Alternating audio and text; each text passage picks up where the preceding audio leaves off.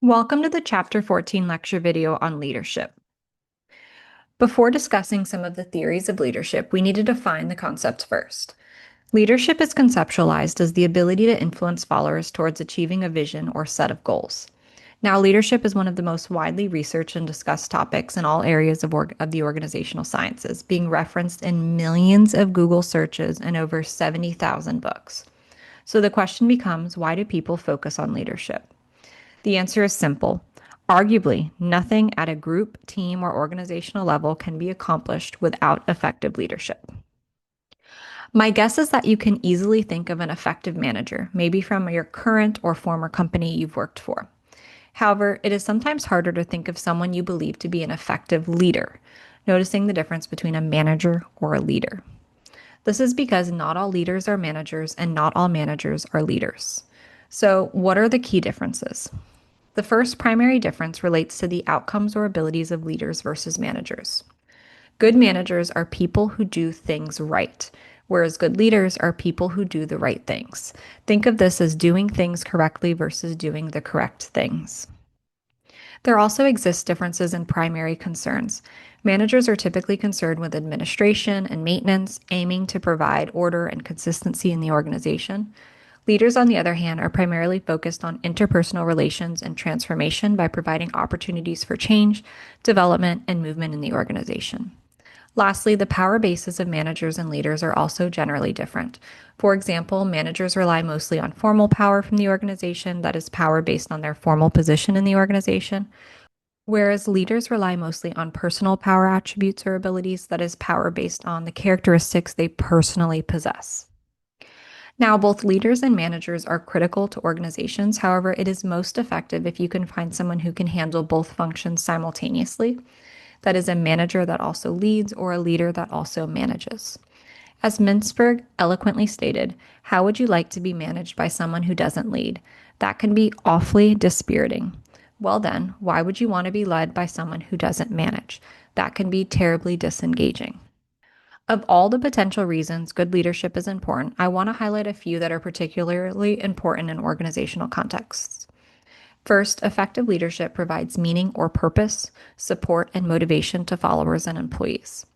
Second, effective leadership provides opportunities for change across multiple levels. Sometimes this change operates at the individual level, where employees grow and develop personally. At other times, this change can be observed at the group or team level and even at the organizational level when a leader initiates favorable changes in formal policies and practices. Third, effective leadership provides organizations with a strategic advantage. Recall the resource based view of the firm.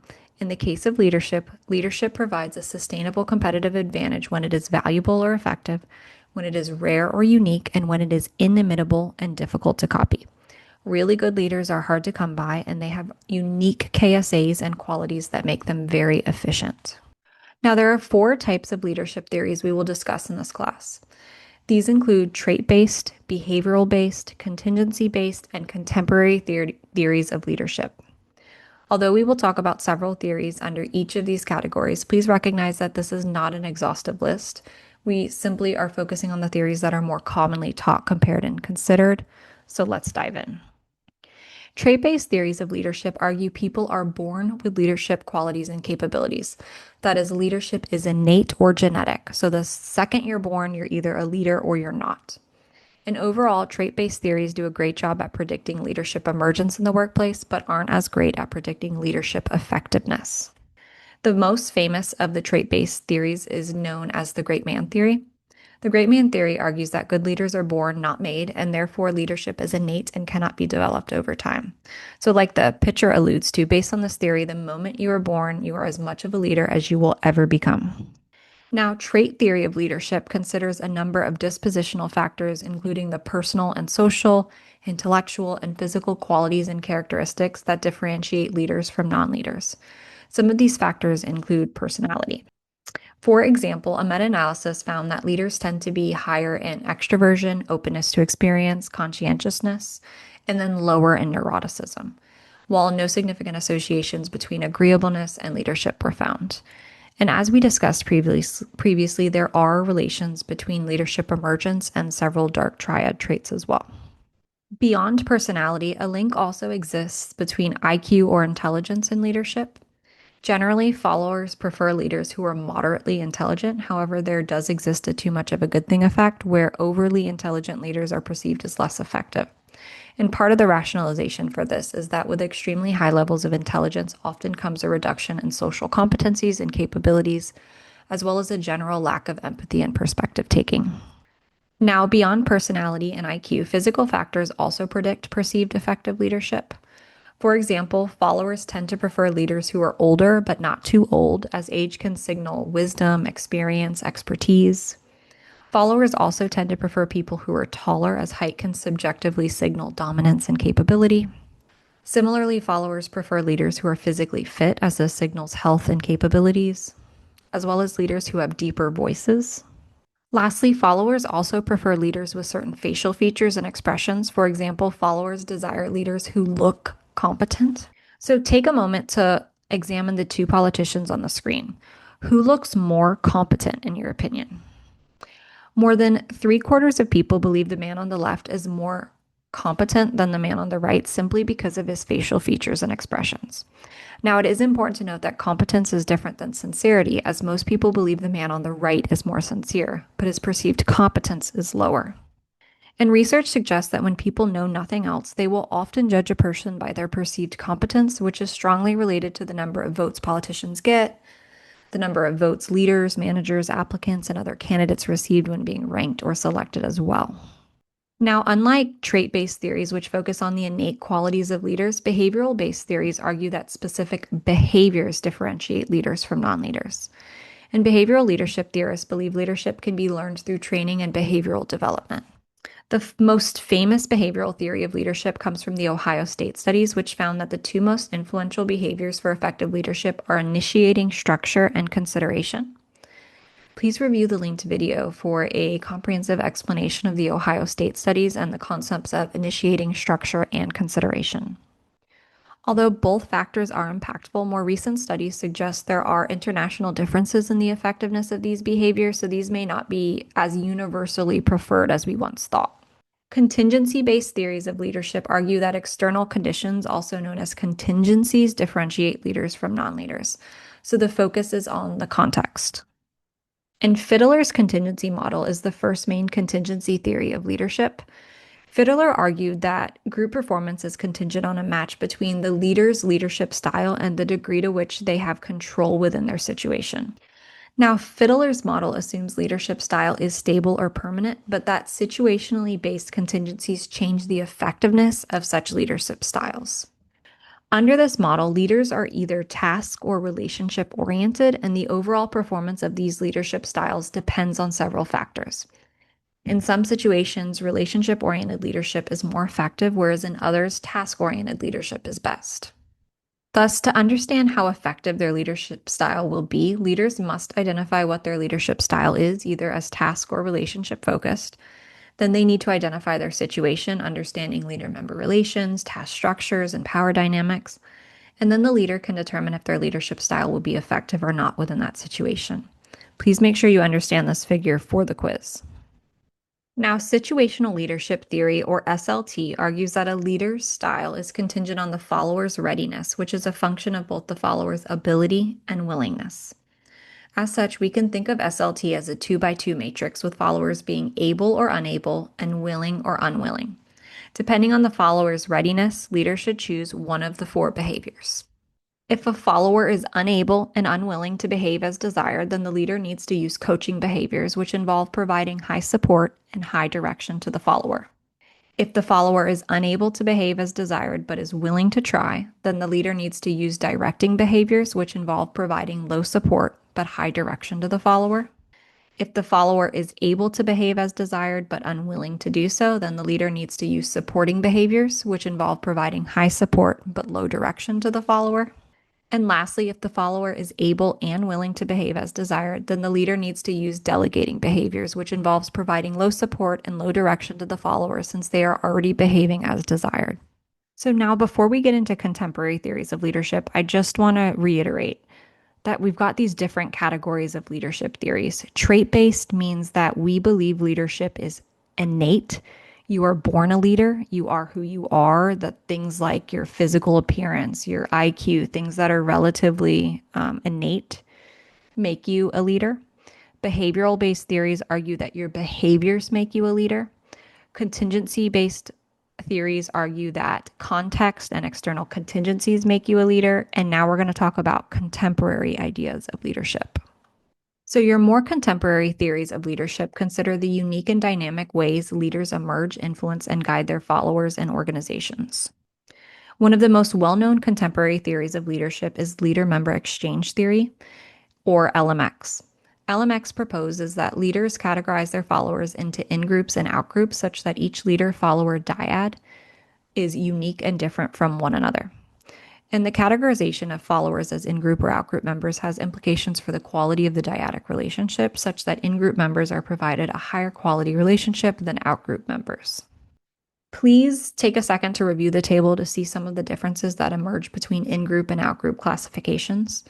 Beyond these differences, scholars have begun to contemplate whether LMX is really leadership in and of itself or if it is simply an outcome of other types of leadership styles. This is something to consider when you experience high or low quality relationships with your leaders or your followers in the future. Another contemporary theory of leadership is charismatic leadership theory. Charismatic leadership theory posits that some leaders possess heroic or extraordinary capabilities and characteristics that make them inherently likable to their followers. And charismatic leadership theory focuses on how leaders communicate.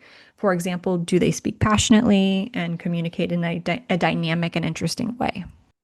So, what does charisma look like? Typically, charisma involves emotional appeals and enthusiasm, an animated voice, excessive eye contact, expressive facial features, big gestures. And for a funny example of what charisma could look like, please review the linked video from The Office where Dwight makes an acceptance speech. Importantly, not everyone views charisma in the same way, meaning follower attributions of charisma are very important, such that charisma is in the eye of the beholder.